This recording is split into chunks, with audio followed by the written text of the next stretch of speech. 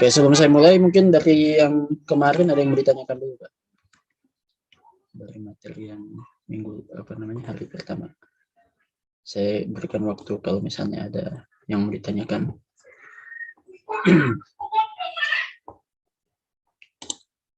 Tidak ada? Jelas semua? Oke, kalau tidak ada, berarti kita lanjut ke materi yang kedua, yaitu meteorologi. Oke, jadi materi pengantarnya ini adalah berkaitan dengan bumi dan atmosfernya, the Earth and its atmosphere. Jadi kalau yang geologi itu kita fokus pembahasan tentang bagian yang padatnya. Nah, kalau meteorologi ini membahas tentang bagian yang bersifat gas, atau kita sebut sebagai atmosfer.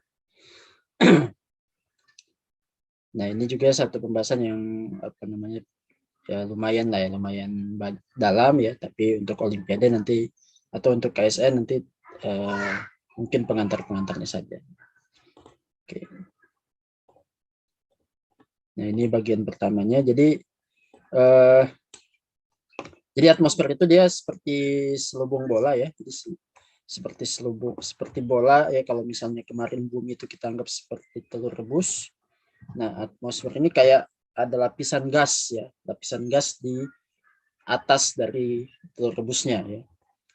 Nah, tapi lapisan gas itu dia tuh tidak ada batas tegasnya. Jadi there is no upper limit, tidak ada batas paling atasnya. There is no upper limit of the atmosphere. Jadi tidak ada batas paling atasnya dari atmosfer. Tapi dia cuma menipis ya, jadi kayak gradasi gitu. It rather becomes thinner and thinner. Jadi menipis, semakin ke atas semakin menipis, sampai nanti bersatu dengan ruang hampa udara di ruang angkasa. Jadi kayak lapisan udaranya itu tidak tiba-tiba hilang gitu, tapi dia menipis sedikit demi sedikit. Nah, nanti ada ilustrasinya. Nah, kemudian ini ada komposisi ya. Jadi komposisi dari atmosfer ya yang ada di dekat permukaan bumi.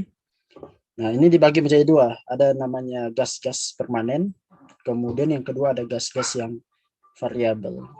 Gas permanen ini dia sifatnya seperti namanya gas permanen, artinya dia relatif tetap ya, di dalam atmosfer itu dia relatif jumlahnya itu tidak berubah banyak dalam jangka waktu yang lama. Nah, sementara gas variabel ini gas yang senantiasa berubah ya, senantiasa berubah komposisinya, senantiasa berubah jumlahnya di dalam atmosfer. Ya. Jadi dia tidak permanen ya, jadi dalamnya dari gas permanen. Nah, yang gas permanen itu diantaranya ya, ini ada gas nitrogen ya, jumlahnya adalah 78,08%, kemudian oksigen ya 20,95%, kemudian gas-gas yang ada kalau di tabel periodik kimia itu biasanya dia posisinya di gas mulia ya, di golongan 8A. Golongan 8. Jadi ada argon, neon, helium, hidrogen, dan xenon. Kalau hidrogen ya. Nah, ini adalah gas-gas yang sifatnya permanen. Nah, kemudian gas yang sifatnya bervariasi atau variabel gas. Nah, itu contohnya misalnya uap air. Jadi uap air ini jumlahnya bisa 0 sampai 4% di atmosfer. Nah, jadi dia bisa bervariasi tergantung apa? Tergantung tingkat penguapan. Tergantung tingkat penguapan di bumi pada waktu itu.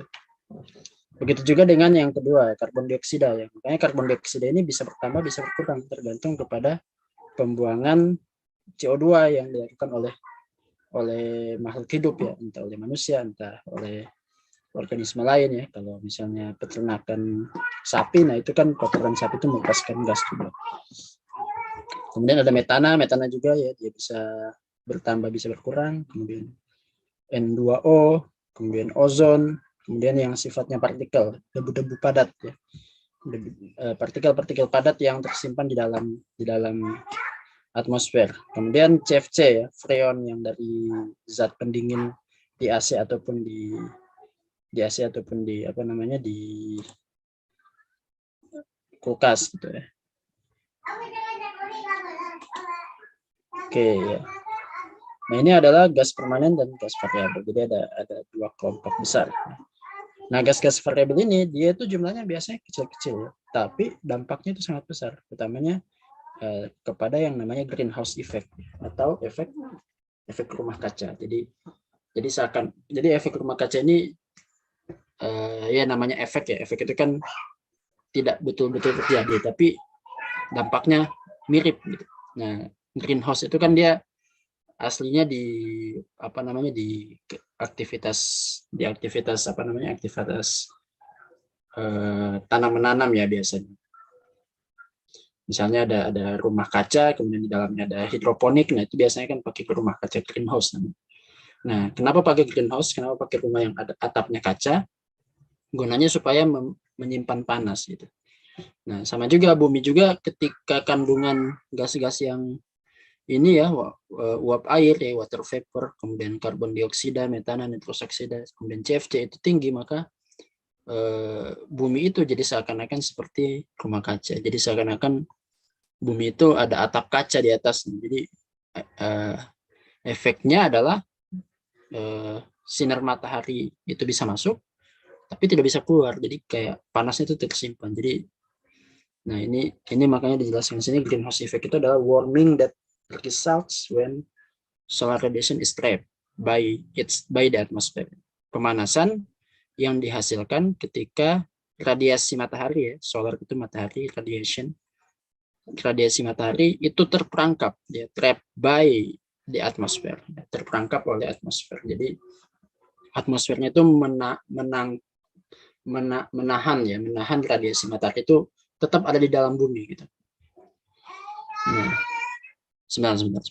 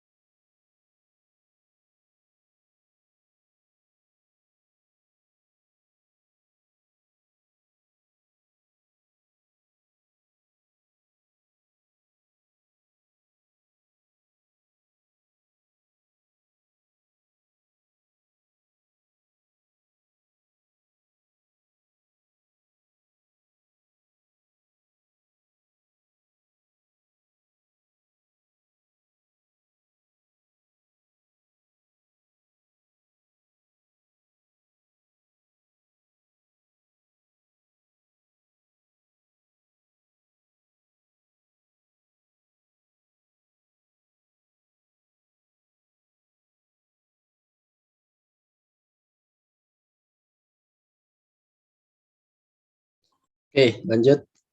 Nah, kenapa bisa terjadi pemanasan ini? Karena caused by atmospheric gases that allow sunshine to pass through but absorb heat that is radiated back from the warm surface of the earth. Ya. Jadi pemanasan ini, ya, pemanasan yang terjadi karena radiasi matahari itu terperangkap dalam atmosfer itu disebabkan oleh disebabkan oleh gas-gas atmosfer, ya. Jadi penyebabnya itu gas-gas atmosfer. Yang bagaimana? That allow sunshine yang bisa melewatkan, ya, that allow sunshine yang mengizinkan, ya, mengizinkan sinar matahari to pass through, untuk lewat. Jadi radiasi matahari bisa masuk, but absorb, tapi si gas-gas itu menyerap panas, ya, heat that is radiated back, yang diradiasikan kembali. Jadi bumi itu ketika dia terima sinar matahari, bumi itu habis nyimpen panas, dia itu lepasin lagi panasnya.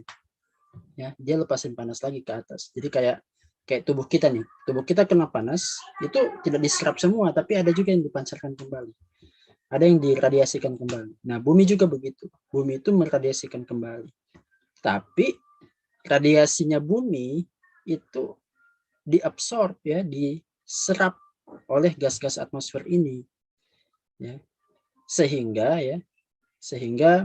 apa namanya, yang diradiasikan kembali dari from the warm surface of the earth, ya, permukaan bumi yang sudah terhangatkan.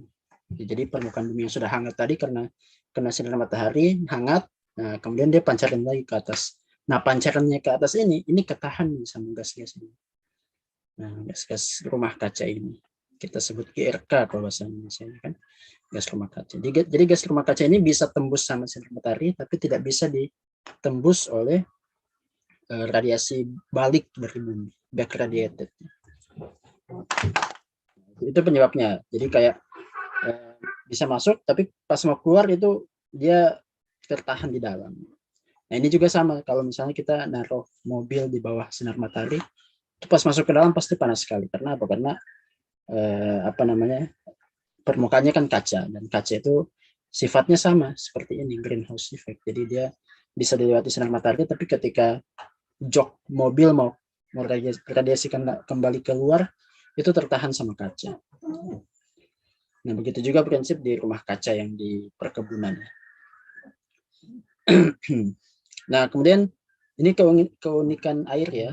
Water is the only substance. Water ada apa namanya? Bukan water, air, ya. Air adalah satu-satunya senyawa that can be found naturally in the atmosphere in its three phases. Yang dapat be found, ditemukan naturally, secara alamiah di dalam atmosfer, ya, dalam 3 fasenya. Yaitu fase apa? Fase solid atau padat, yaitu es, kemudian fase liquid atau cair, yaitu air, dan kemudian fase gas, yaitu water vapor, ya, uap air. Jadi ya ini keunikan air, ya, karena air itu titik uap sama titik lelehnya itu titik uap sama titik lelehnya itu rendah gitu, sehingga kita bisa temukan 3 jenis fase air, ya, sama-sama H2O, tapi fasenya beda-beda. Ada H2O padat yaitu es, ada H2O cair yaitu air, kemudian H2O gas yaitu uap air. Itu luar biasanya air, ya. Oke. Nah, ini adalah siklus, ya, siklus karbon dioksida. Jadi karbon dioksida itu kenapa dia bisa bervariasi, ya, atau dia termasuk gas variabel, karena gampang sekali untuk ditambahkan. Misalnya, ya, ini karbon dioksida dari udara, ini dia bisa berkurang, ya, dengan cara ini, terlarut di dalam air. Kemudian di dalam air ini kan ada kandungan CO2 juga, ya, digunakan oleh kehidupan laut. Atau yang kedua, dia juga bisa berkurang dengan adanya fotosintesis. Nah, tapi dia bisa bertambah dengan adanya pelepasan gas karena ada pembakaran, kemudian dari gunung berapi. Nah, ini yang alami, tapi yang buatan kan yang di sini. Kemudian juga di sini dengan pembakaran bahan bakar fosil ya, bahan bakar fosil. Bahan bakar fosil itu kan dia komposisinya banyak karbon juga ya. Dan ketika dibakar itu yang kebakar itu kan cuma oksigennya, cuma oksigennya. Karbonnya itu ya jadi sisanya berupa gas yaitu karbon dioksida. Oke, itu dari siklus karbon dioksida. Nah, ini pelepasannya dari evaporasi CO2 ya. Apa namanya? Evaporasi itu artinya penguapan, kemudian deforestation, penggundulan hutan, kemudian peluruhan tanah, kemudian dari respiration ya, pernafasan, jadi melepaskan CO2, kemudian ada burning plants ya, pembakaran tumbuh-tumbuhan, volcanic activity, aktivitas vulkanik ya, gunung meletus yaitu melepaskan, dan salah satunya adalah CO2, kemudian fuel combustion ya, pembakaran dengan bahan bakar fosil ya. Nah, itu menambah CO2. Nah, ini yang tadi ya, mengurangi CO2 di udara yaitu dengan pelarutan dalam laut ya, kemudian fotosintesis dan pelapukan dan erosi. Oke, kemudian kita lanjut ke struktur vertikal dari atmosfer ya. Nah,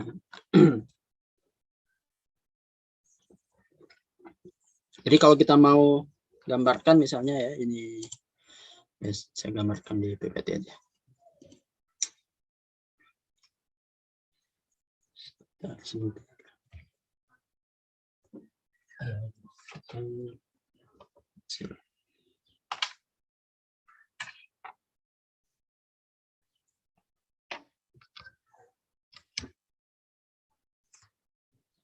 Nah, misalnya seperti ini.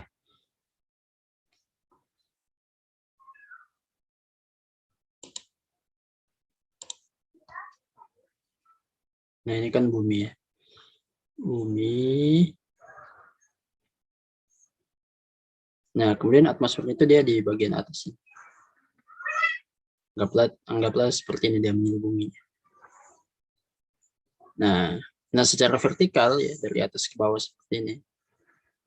Ini terlihat ada perbedaan. Jadi atmosfer itu dia dari bawah ke atas ya, dari dekat dengan permukaan bumi sampai jauh dari permukaan bumi itu memiliki vertical structure, ya, memiliki struktur vertikal.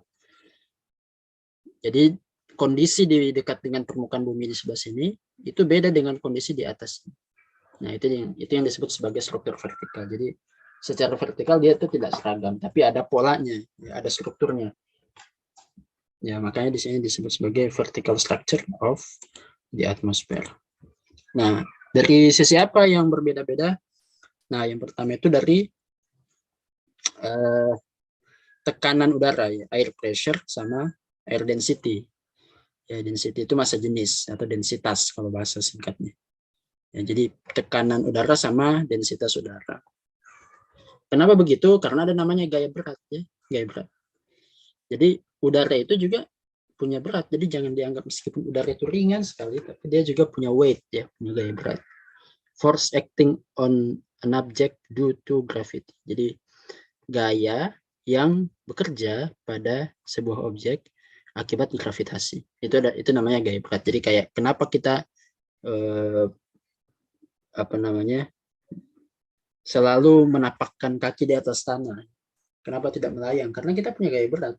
Gaya berat kita ditarik oleh gaya gravitasi.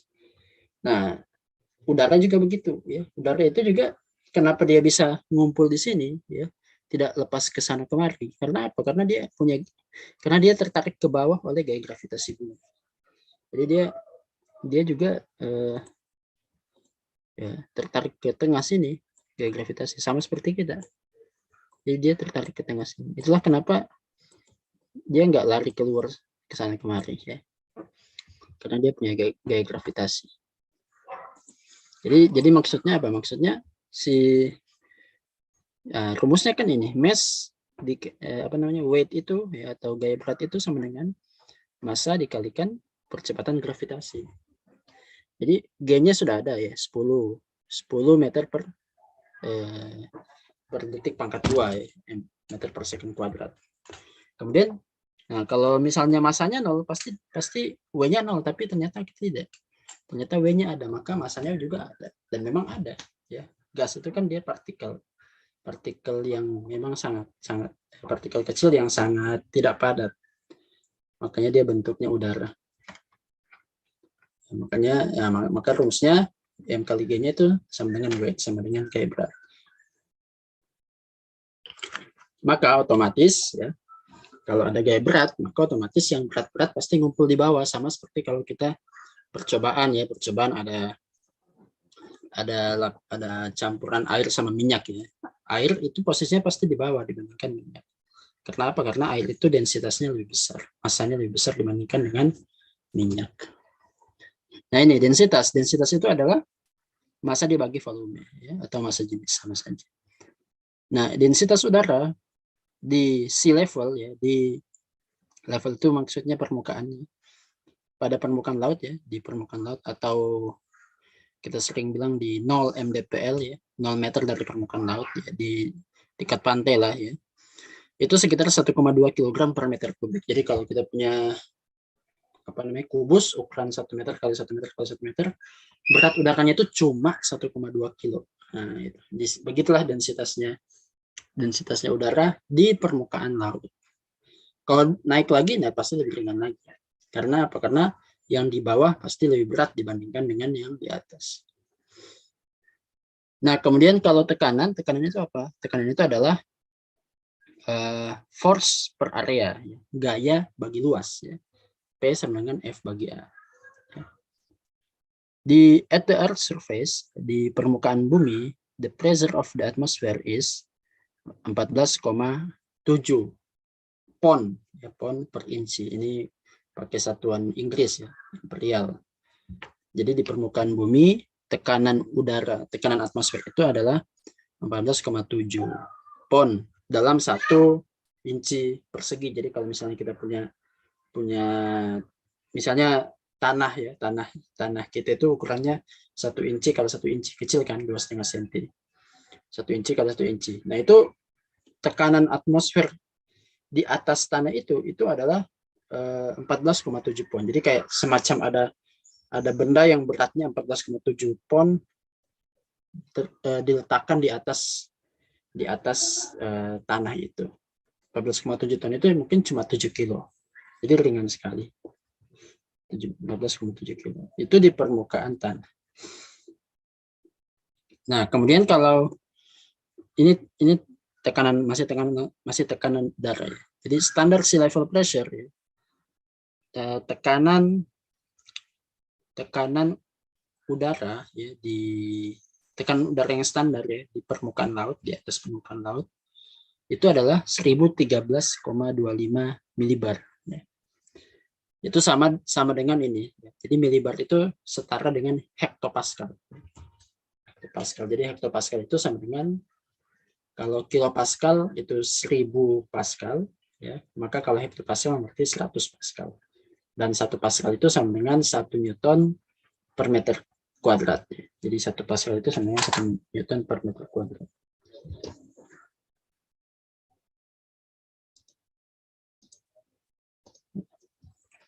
Jadi rumusnya kan rumusnya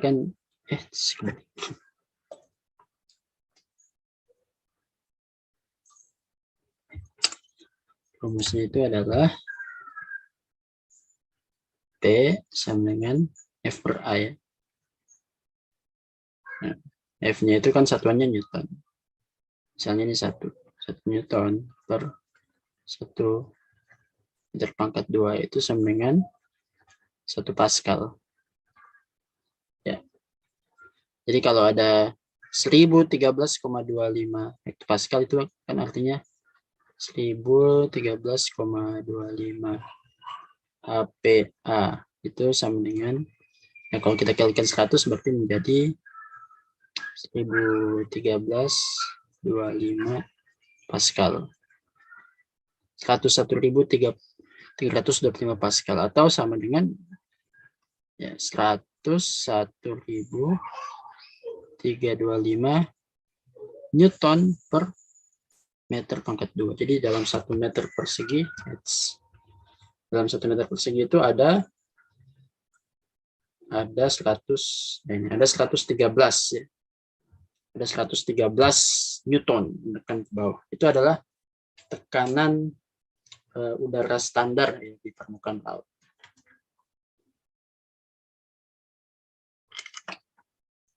Atau juga kadang-kadang dipakaikan satuan ini ya. 29,92 inci Hg. Hg itu artinya raksa. Jadi raksa. Jadi kalau misalnya pernah belajar tentang apa namanya Torricelli ya. Torricelli.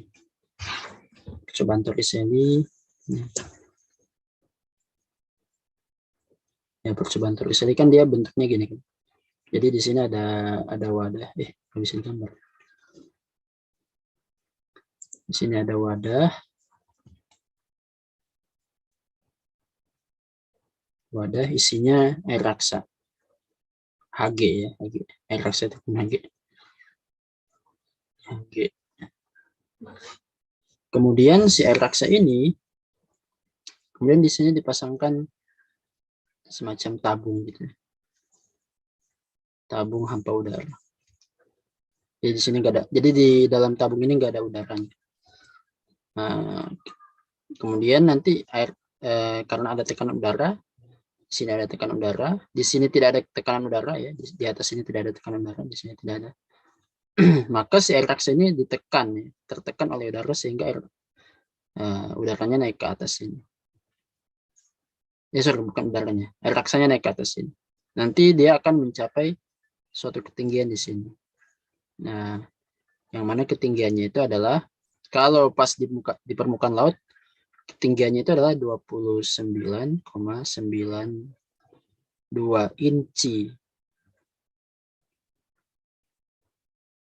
inci atau kalau pakai senti jadi 76 cm ya. Makanya tekanan udara kadang disebut sebagai 29,92 inci Hg atau juga kadang juga disebut sebagai setarakan dengan 76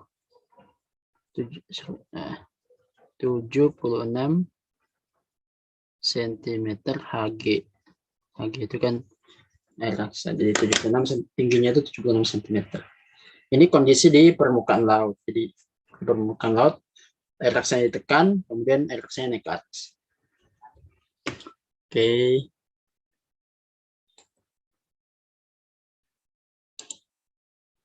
Kita lanjut. Nah, atmospheric pressure, tekanan atmosfer.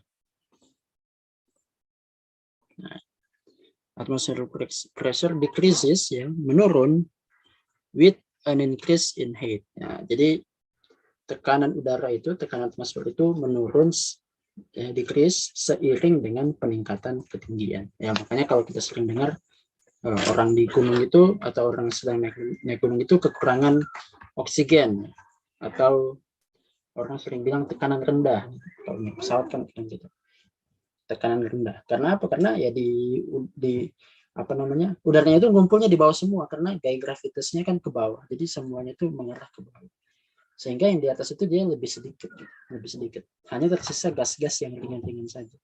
Nah, gas oksigen itu ngumpulnya di bawah-bawah. Makanya kalau naik gunung ya ketika naik ke ketinggian itu cenderung akan susah untuk bernafas. Karena apa? Karena oksigen yang bisa masuk ke dalam dada kita itu sedikit. Ke dalam paru-paru kita sedikit. Itulah kenapa terjadi fenomena seperti itu. Oke, nah ini ilustrasinya ya. Ilustrasinya saya hapus dulu di sini. Nah, ini. Jadi begini seperti ini. Jadi kalau kita punya permukaan ya luasnya itu 1 inci kali 1 inci. Nah, total udara yang menekan ke bawah kalau misalnya di bawahnya ada timbangan, itu total udaranya cuma 14,7 pon. Kalau misalnya 1 pon itu 500 gram kita asumsikan maka cuma 7 kilo.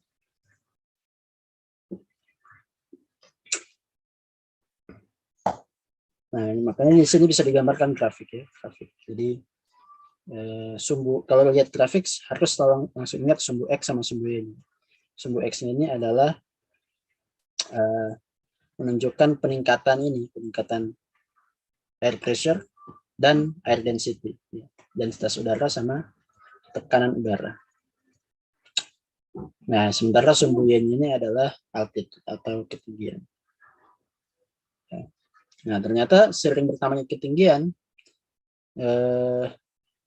tekanan udara ini kita lihat ya, semakin ke atas semakin kecil tekanan udaranya.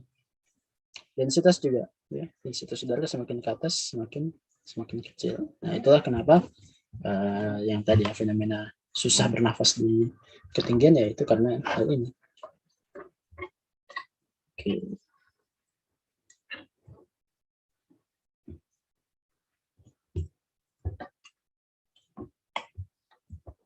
Oke, sampai sini lanjut ya.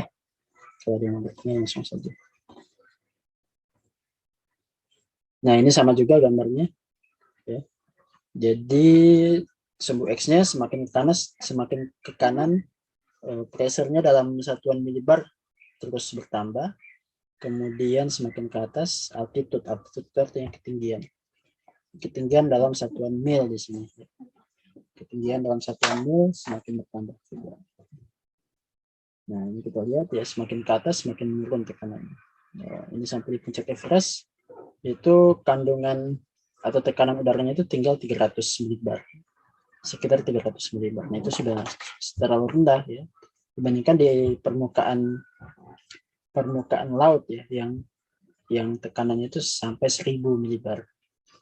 Nah, terus sampai ke atas ya, sampai ketebalan 30, ketinggian 30 mil ya, dia sangat-sangat sedikit ya.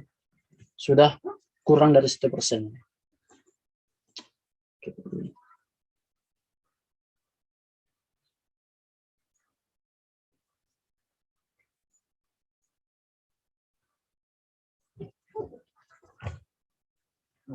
Nah, ini kalau yang sebelah kanan ini altitude dalam satuan kilometer. Jadi kalau kita lihat sampai ke ketinggian 5,5 km itu sudah tekanan udaranya itu tinggal 50% dibandingkan dengan tekanan udara di awal. Jadi kalau di sini 1000 ya, di sini tinggal 500 milibar.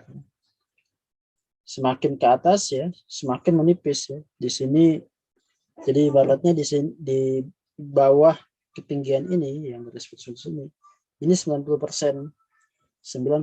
molekul udara itu ngumpulnya di sekitar ketinggian 17 km lain. Kalau ini 10, ini 20, kemungkinan di sini 17. Ya, jadi di atas 17 km itu cuma 10%. Jadi meskipun tebal sekali ya, ini kandungan udaranya cuma 10% dari udara total. Sementara 90%-nya adanya di sini. Oke. Nah, kita masih Nah, itu tadi ya, densitas sama tekanan. Menunjukkan struktur vertikal dari atmosfer. Kemudian yang selanjutnya, ini layer of atmosphere. The pressure and density decrease with height. Jadi tekanan dan densitas itu berkurang seiring dengan bertambahnya ketinggian.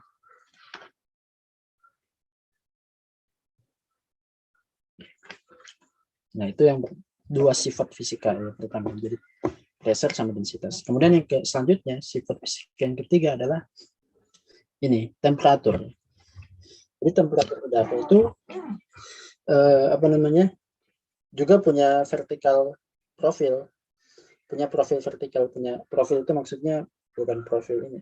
Sama sih, jadi profil itu kan menunjukkan gambaran tentang seseorang. Kalau profil di slide kuliah ini, slide materi ini, itu menunjukkan ya sama juga, menunjukkan gambaran temperatur udara secara vertikal.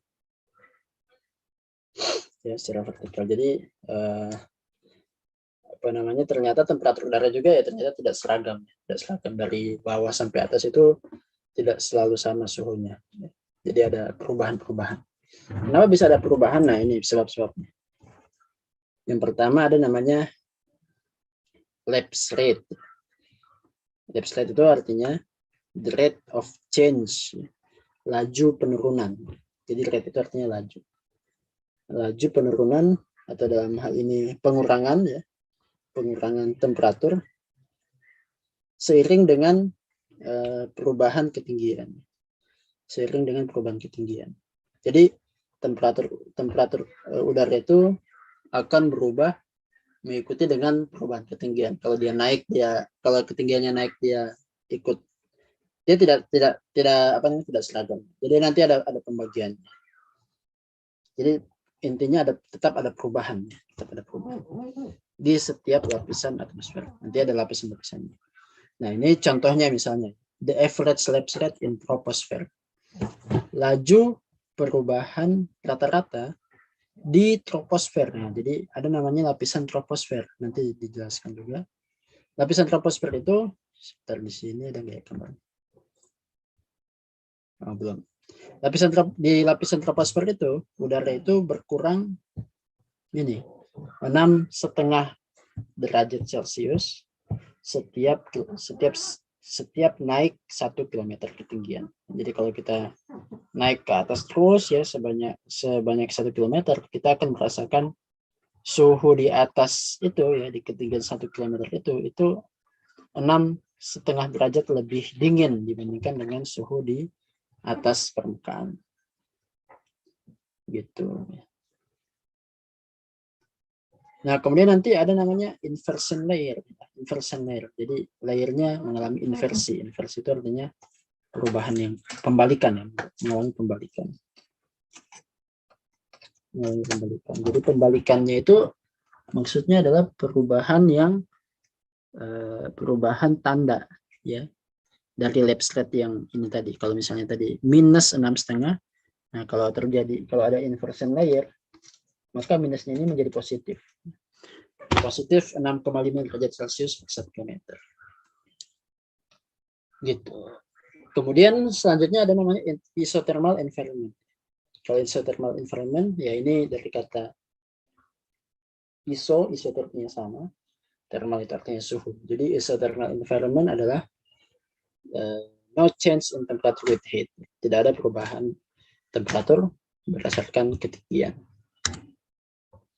Oke. Nah ini yang tadi. Jadi ada pembagian lapisan-lapisan atmosfer, layers of the atmosphere as related to average profile of air temperature. Jadi ada layers, ada lapisan-lapisan atmosfer yang berhubungan dengan profil rata-rata dari temperatur udara.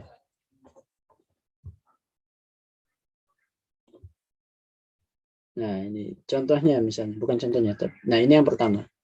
Ada namanya lapisan yang namanya troposfer ya. Jadi ini sumbu X-nya temperatur, sumbu Y-nya adalah ketinggian. Jadi yang sebelah kiri kilometer, yang sebelah kanan mil. Nah, ini temperatur semakin kanan semakin panas, semakin kiri semakin dingin. Nah, lapisan yang pertama ya itu adalah lapisan troposfer. Lapisan troposfer ini dicirikan oleh suhunya itu semakin ke atas semakin mendingin. Jadi anggap misalnya suhu di permukaan itu sekitar 17 derajat Celcius. Nah, ketika diukur lagi naik ke atas ternyata lebih dingin. Naik ke atas lebih dingin lagi. Terus naik ke atas sampai nanti di ketinggian sekitar 11-12 ya. Ini bisa antara 11 dan 12 km itu ada namanya batas akhirnya troposfer ya. Namanya tropopause. Nah, tropopause itu dia ketinggiannya sekitar 11 atau 12 km. Nah, tropopause ini menandai perubahan ini. Jadi ketika sudah masuk di atasnya tropopause itu sudah lapisan yang baru lagi, namanya lapisan stratosfer ya. Lapisan stratosfer.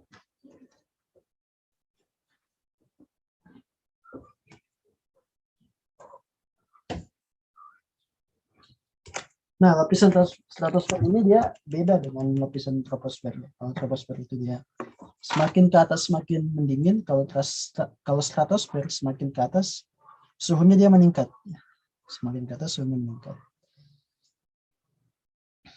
Sampai nanti di ketinggian sekitar 48 km.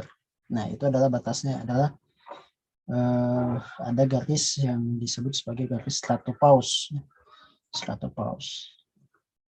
Nah, kenapa bisa berbeda seperti ini? Karena terjadi perbedaan sumber panas. Ya. Kalau troposfer, kenapa dia semakin ke atas semakin dingin? Karena sumber panas utamanya itu adalah dari permukaan tanah. Artinya apa? Artinya kalau semakin jauh dari permukaan tanah, semakin naik, maka berarti dia semakin jauh dengan semakin jauh dengan sumber panasnya. Jadinya dia semakin dingin. Nah, berbeda dengan stratosfer. Stratosfer ini dia sumber panasnya itu adalah dari sini. Jadi di sini ada lapisan ozon di ketinggian 20 sampai 30 kilo. Ada lapisan ozon. Nah, ozon ini kan perannya adalah menahan radiasi ultraviolet dari matahari. Menahan radiasi ultraviolet dari matahari. Akibatnya apa? Akibatnya di sini nih sinar panas matahari itu banyak terakumulasi di lapisan stratosfer. Makanya dia menjadi panas. Menjadi panas, dan semakin ke atas semakin panas juga. Oke, kemudian lanjut habis stratopause, masuk ke lapisan ketiga, namanya lapisan mesosfer. Mesosfer ini ditunjukkan dengan ya sama tadi. Jadi dia sumber panasnya itu di lapisan ini tidak ada.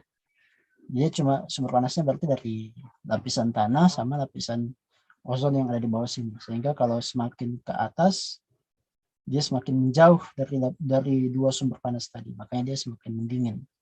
Ya, semakin mendingin.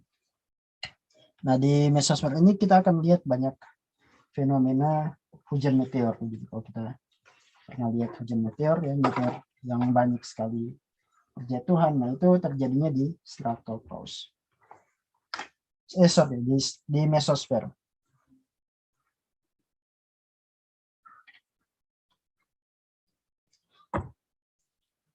Nah, batas atasnya adalah mesopause. Batasnya adalah mesopause. Sampai ketinggian sekitar 85 km. Kemudian lanjut lagi. Nah, yang paling atas ini namanya termosfer. Termosfer ini tempat terjadinya aurora, ya. Dan dia paling dekat dengan matahari. Makanya dia semakin ke atas itu semakin panas, dan panas itu meningkatnya cepat sekali, landai. Makanya di sini bentuknya landai. Semakin ke atas dia semakin panas, ya. Nah, inilah yang disebut sebagai profil vertikal dari atmosfer. Jadi atmosfer itu punya punya pola, ya, punya pola secara vertikal berkaitan dengan suhunya. Berkaitan dengan suhunya. Jadi suhunya itu semakin, ya, di troposfer beda dengan di stratosfer, dia semakin ke atas semakin panas. Kemudian kalau di mesosfer dia semakin ke atas semakin dingin, di termosfer dia semakin ke atas semakin panas lagi. Nah, ini adalah pola yang unik dari pola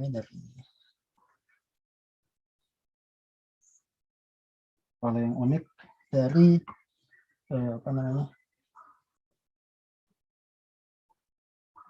profil vertikal dari atmosfer. Oke.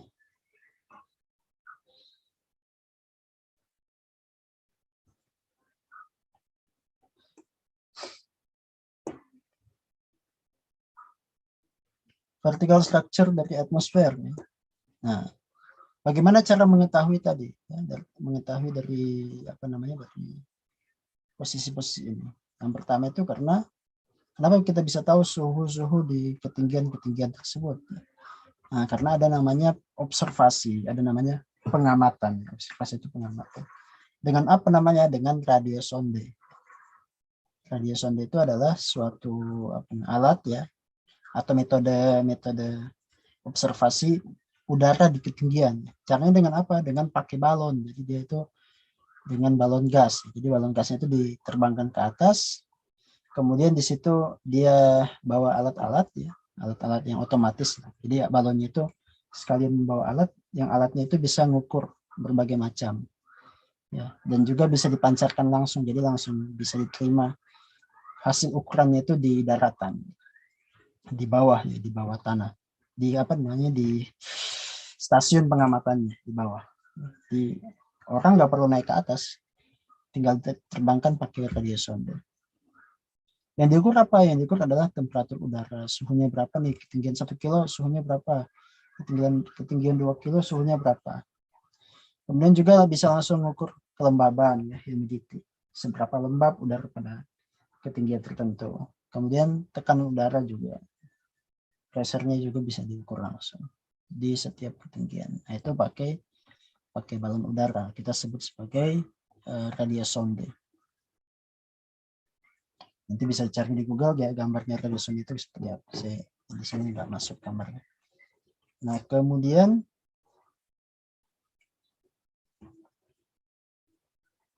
ada lapisan yang namanya lapisan ionosfer. Nah, ini lapisan, kalau tadi ya troposfer, stratosfer, mesosfer, dan termosfer itu adalah lapisan-lapisan yang dibuat ya. Jadi itu adalah lapisan yang dibuat oleh saintis untuk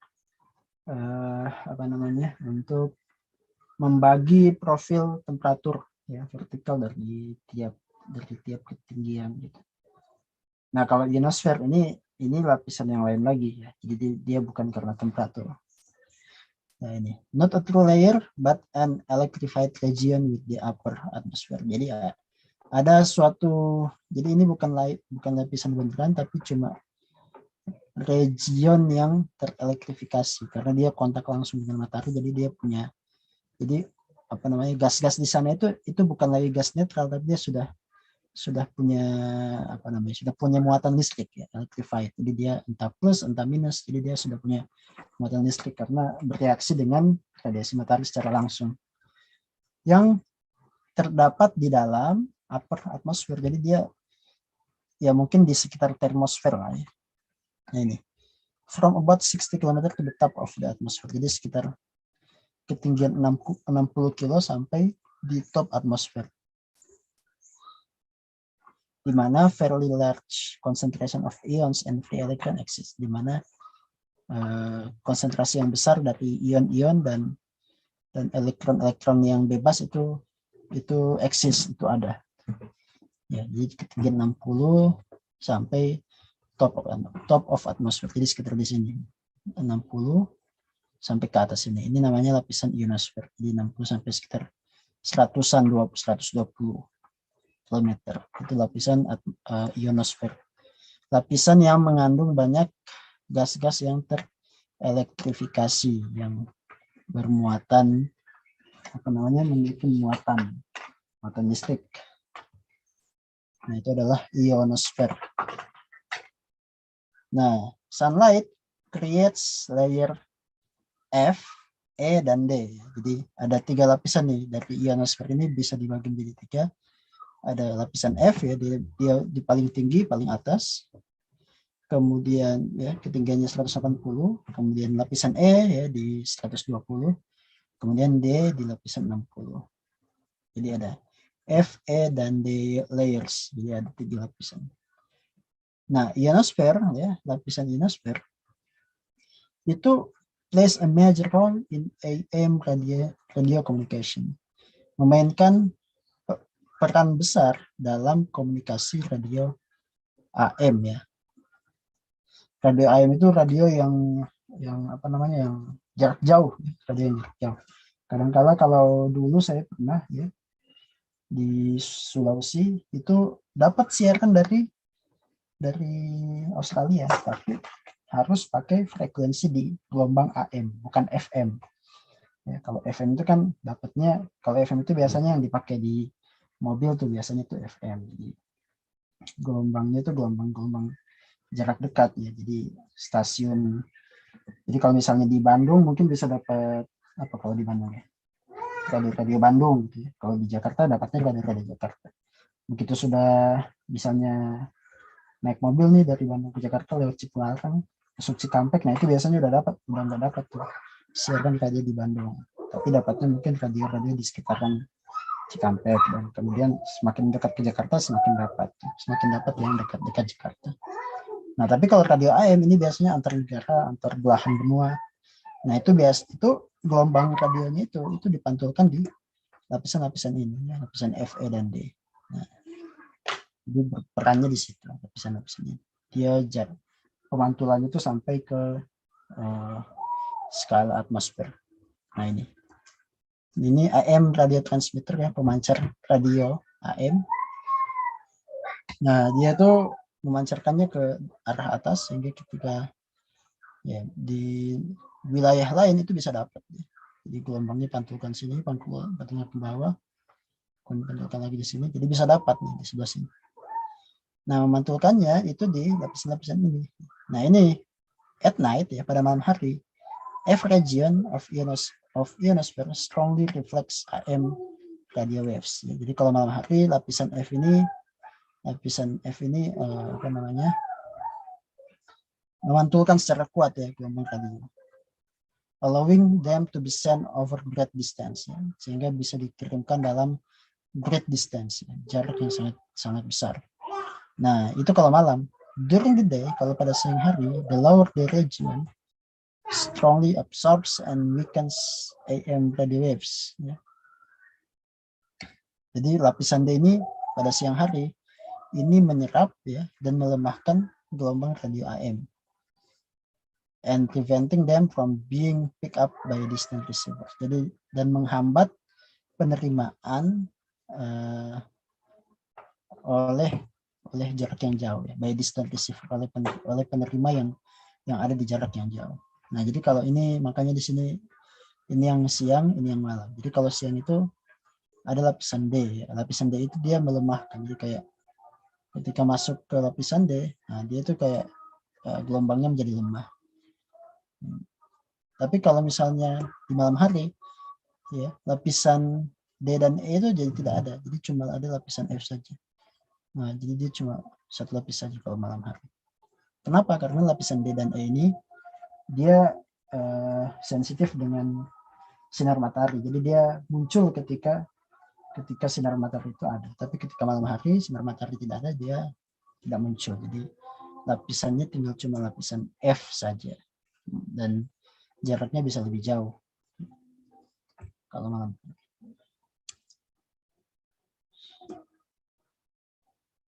Nah, kemudian ini pembagiannya ya. Ini troposfer, stratosfer, mesosfer. Nah, kemudian termosfer. Ya, termosfer itu dia tebalnya itu bisa sampai ke ketinggian sampai 500 km. Kemudian nanti di atasnya itu ada lagi lapisan, namanya lapisan exosfer. Ini lapisan paling luar.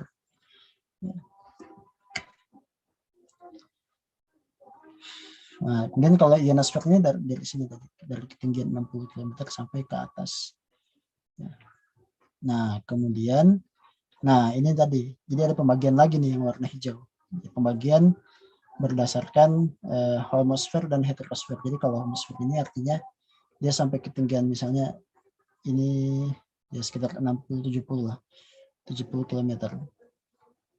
Nah, lapisan maksudnya apa? Di bawah 70 km itu komposisinya itu relatif seragam, homo. Dibandingkan dengan 70 km ke atas itu dia relatif lebih bervariasi. Makanya dia disebut sebagai heterosfer. Jadi gas-gasnya di sini lebih bervariasi, tidak seragam. Ya. Sementara kalau di bawah 70 kilo itu komposisi gasnya itu relatif lebih homo, lebih seragam. Oke. Ini ada tugas. Oke, sampai sini ada yang mau ditanyakan terkait dengan namanya dengan atmosfer.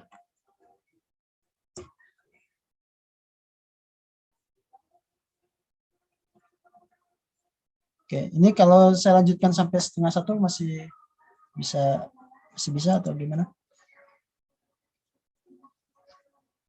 Lanjut sampai 12:30 supaya lengkap 1,5 jam. Mana? Boleh, Kak. Boleh. Oke. Ya, sebentar ini dulu ya. 5 menit dulu ya, istirahat dulu ya.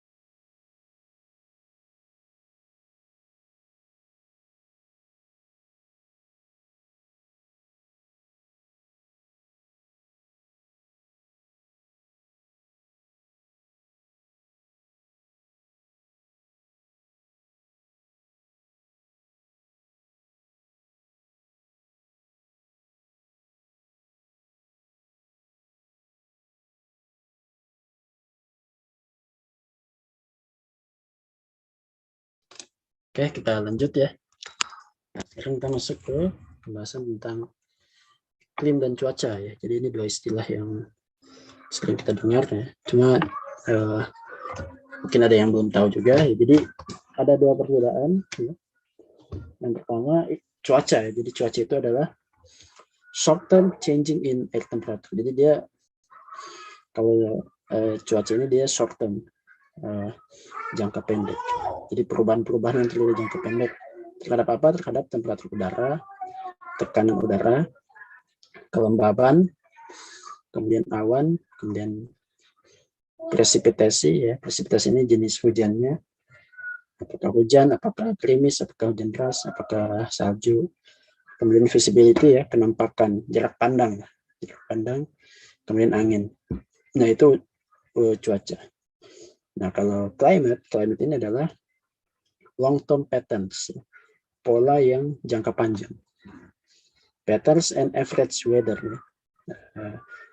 Dan rata-rata cuaca. Jadi cuaca dalam jangka panjang itu dilihat polanya, baru kemudian itu dianggap sebagai iklim daerah A misalnya, atau iklim di Indonesia. Itu hasil dari melihat cuaca dalam jangka waktu yang panjang. Jadi bukan cuma melihat seberapa besar, tapi juga frekuensinya, frekuensi cuacanya. Nah, itu dua istilah.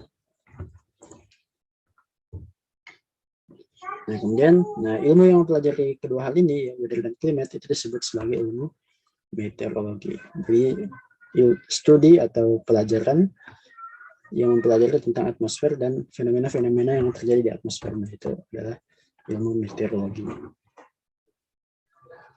Nah, ini dari Aristoteles sudah ada yang book on natural philosophy, meteorologica, kemudian ada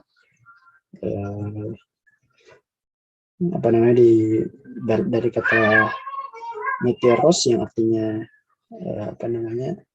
udara yang tinggi ya. Kemudian kelahiran ilmu meteorologi sebagai natural science, sebagai ilmu alam, itu tidak terjadi sampai akhirnya terjadi perkembangan ilmu meteorologi itu ketika sudah ada penemuan alat untuk pengukuran cuaca ya, yaitu termometer ya, sekitar abad ke-16 ya. Kemudian ada penemuan barometer untuk tekanan sekitar abad ke-17 dan hygrometer untuk mengukur kelembaban sekitar abad ke-18 ya. Baru kemudian itu berkembang tuh ilmu meteorologi yang lain. Yang mulai dari ya ini konsep massa udara, kemudian balon, ya, kemudian radar, komputer, dan terakhir satelit. Nah ini contohnya ya adalah radar Doppler ya, yang memiliki kapasitas untuk mengestimasi rainfall intensity. Jadi radar ini memiliki kapasitas untuk mengestimasi, memperkirakan intensitas curah hujan. Jadi ini ada warna biru, hijau, kemudian ada kuning, ada merah. Nah ini menunjukkan curah hujan ya, menunjukkan hujan yang mungkin muncul di beberapa daerah. Yang biru itu rendah, yang merah itu tinggi, curah hujannya tinggi. Nah yang merah ini makanya disebut sebagai thunderstorm ya. Jadi hujan-hujan yang besar yang berangin ya, hujan badai lah kalau kita sebutnya. Yang warna-warna merah. Ini dari radar ya, dari radar. Nah, kemudian bagaimana ya dari sisi satelit ya, ini ada jadi satelit itu sangat membantu juga dalam mempelajari cuaca karena dia bisa melihat langsung dari atas bumi. Nah, ada namanya satelit yang sifatnya geostasioner ya. Geostasioner. Jadi stasioner itu artinya dia diam ya. Jadi satelit ini terletak di ketinggian sekitar 36.000 km ya di atas bumi. Kemudian satelit itu melintas di atas permukaan bumi dengan at the same rate ya, dengan kecepatan yang sama dengan perputaran bumi. Jadi dia tuh kecepatan perputarannya itu sama dengan bumi ya. Yang mengakibatkan dia itu bisa remain position above the same spot. Jadi dia ngikutin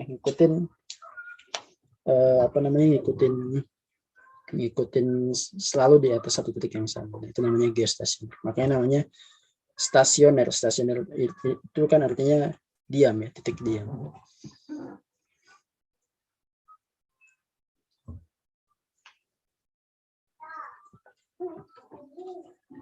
Kemudian juga ada apa namanya, ada namanya meridians ya. Meridians ini satelit yang mengukur sepanjang longitude ya. Dari longitude itu artinya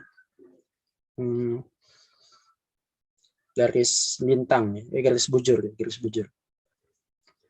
yang melintasi dari north ke south. Kemudian ada juga yang paralel ya, paralel ke ekuator. Dia sejajar dengan latitude. Latitude itu artinya lintang. Kemudian hasilnya itu nanti berupa weather maps. Hasil dari satelit itu adalah peta-peta cuaca. Ya, peta cuaca, kemudian ada pressure cells, ya, ada front, surface tension, nantinya butuh pembahasan lebih lanjut lagi. Nah ini contohnya ya. Ini satelit image ya, yang menunjukkan, image itu artinya citra ya, citra satelit atau gambar yang ditangkap oleh satelit dari permukaan bumi. Nah, di sini bisa kita lihat ada awan-awan ya, kemudian ada bentukan-bentukan badai di sini ya. Jadi ada ini badai hurricane, badai apa namanya, badai siklon tropis ya. Di sini biasanya di tengah-tengah itu ada titik putih, titik kosong ini disebut sebagai mata badainya. Nah, kalau masih melengkung-melengkung seperti ini namanya thunderstorm. Kemudian ini namanya garis front. Ini butuh waktu juga untuk menjelaskannya. Intinya begitu ya, dari penggambaran satelit kita bisa lihat semuanya, kita bisa lihat awan-awan. Dan kita bisa juga memprediksi, misalnya kayak ini, hurricane ini dia akan pindah kemana. Nah itu bisa dilakukan dengan melihat apa namanya, dari gambar satelit.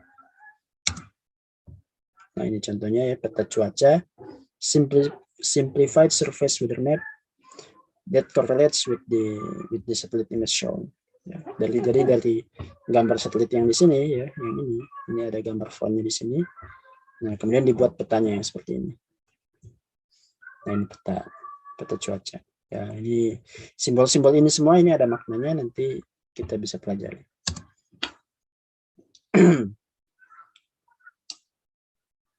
Nah kemudian apa manfaat kita mempelajari cuaca dan juga iklim bagi kehidupan kita ya. Jadi ada dua alasan umum ya untuk mempelajari dampak dari cuaca dan iklim ya, terhadap kehidupan kita ya.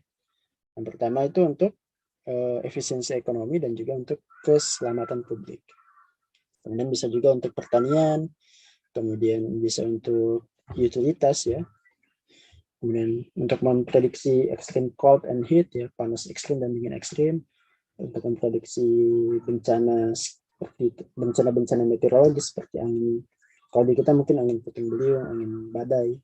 Kalau di Amerika itu tornado sama hurricane. Kemudian juga menentukan ya kita mau pakai baju apa. Karena kalau misalnya cuaca dingin ya kita berarti siapkan baju yang memang apa namanya, dipakai untuk cuaca yang dingin. Kalau misalnya lagi hangat ya kita pakai baju tipis misalnya. Kemudian kalau meteorologis ya, ini adalah kalau ada tambahan is berarti dia ahli ya, ahli meteorologi. Jadi meteorologis itu adalah orang-orang yang punya gelar ya di bidang meteorologi atau sains atmosfer ya. Bukan cuma orang yang muncul di TV ya yang menjelaskan tentang cuaca, perakiraan cuaca, bukan cuma itu. Setengah dari 9.000 meteorologis itu pekerjakan ya di US National Weather Service. Ya, ini data-data aja. Kemudian nanti ada yang berperan sebagai researcher, ada juga yang sifatnya operasional meteorologis. Ada sebagai peneliti, ada juga sebagai ya operator alat biasa seperti itu.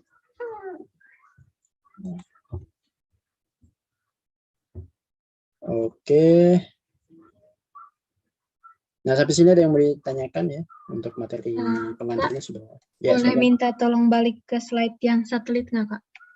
Yang ini? Yang sebelumnya, Kak. Yang ini? Ya, Kak. Ya. Oke, makasih, Kak. Ya. Oke, sampai sini materinya sudah selesai untuk hari ini. Ada yang mau ditanyakan? untuk materi pengantar.